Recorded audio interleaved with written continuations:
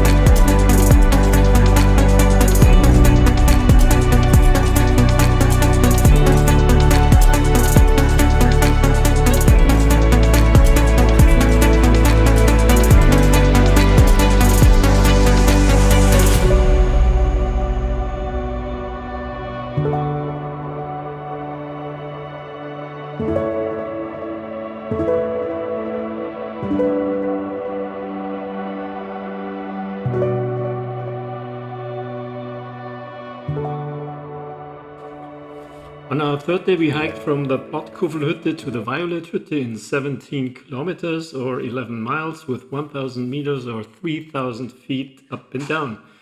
We lost the major crowds on this segment. The Antemoya hut is a great lunch opportunity. The trail got a little bit more difficult on the way up to the Antemoya pass, and we encountered our first snowfields on our way down from the pass. The final section to the Violet Hütte is again easy. The hut is a little bit more rustic and on the good side has a lot of memorabilia of the classic hiking days in the Dolomites.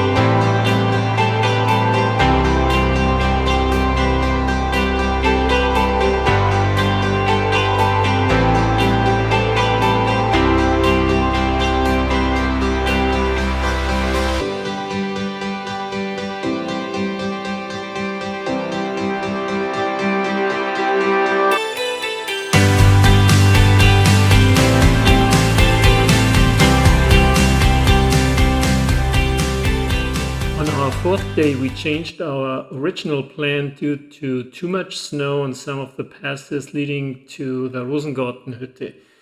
Instead we took an easier hike to Refugio Jump PD over 11 kilometers or 7 miles with 500 meters or 1600 feet of elevation gain and 800 meters or 2500 feet of downhill. The Rotwandhütte is a great lunch spot. The trails are well marked and only the climb up to Passo Sigolado is a little bit more difficult. The Alta Via di Fassa is a nice high route in the forest. The Refugio Jump PD is a busy place but with great views of the Lasek Mountains.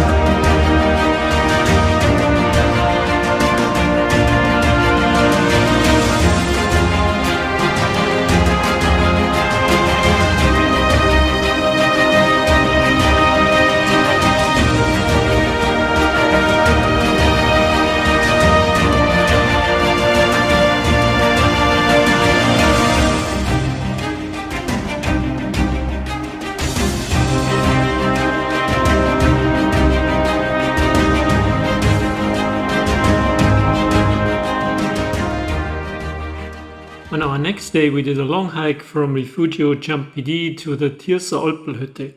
The hike was almost 25 kilometers or 16 miles long with 1500 meters or 5000 feet of elevation gain and 1000 meter or 3000 feet of elevation loss. We had lunch at the Großleitenpost Hütte, but there are also other hut options such as Violet Hütte and Großleitenhütte. The descent from the Großleitenpost Hütte was a bit tricky due to some snowfields, but overall manageable. The last climb along the Bärenloch is also a bit exposed, but fixed ropes are available. The newly renovated Tirsa Olpelhütte was our best hut with excellent food.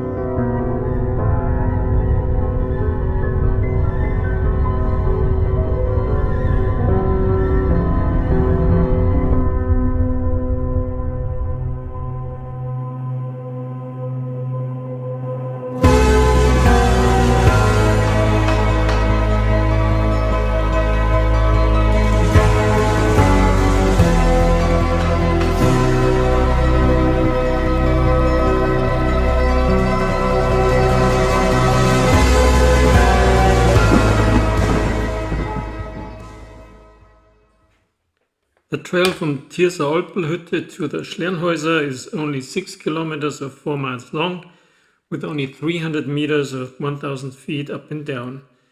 It is also a typical high route, very easy to follow and well marked.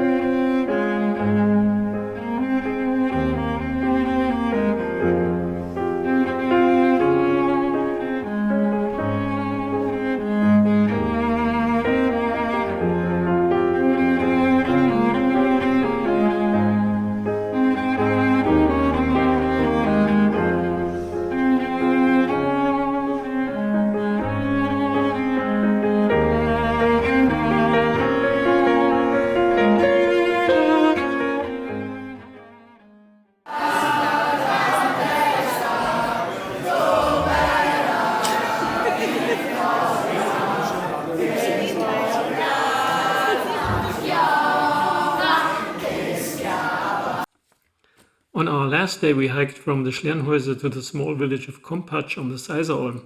This was an easy 10-kilometer or 6-mile hike and mostly downhill. We were a bit tired from staying up to watch a soccer classic because Germany played Italy in the European Championships.